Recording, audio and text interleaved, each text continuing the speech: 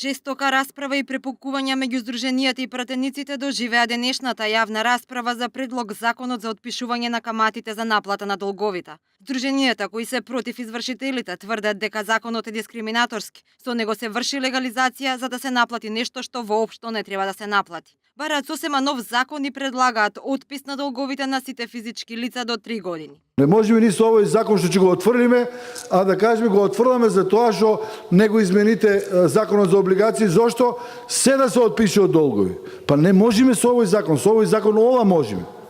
Не можеме со овој закон, со законот за облигации можеме. Ма не ми вика и мене, тоа треба да се знае.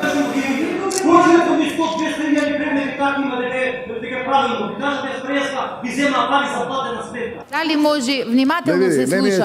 Не ми е целта да ние тука се расправаме со вас. Ја ви давам само една интервенција.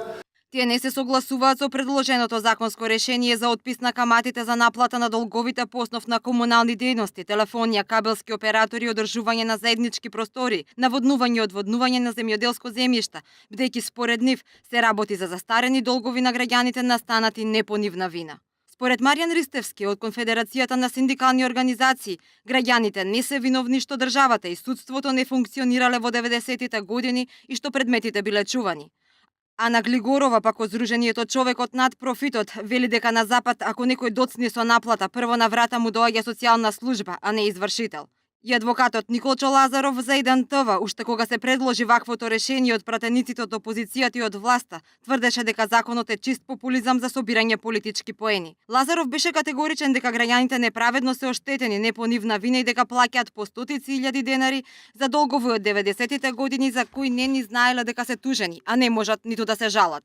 Тој беше дециден дека ако има политичка волја проблемот да се реши, тогаш граѓаните ќе мора да бидат целосно ослободени од долговите кои се неправедни, а најголем дел и застарени.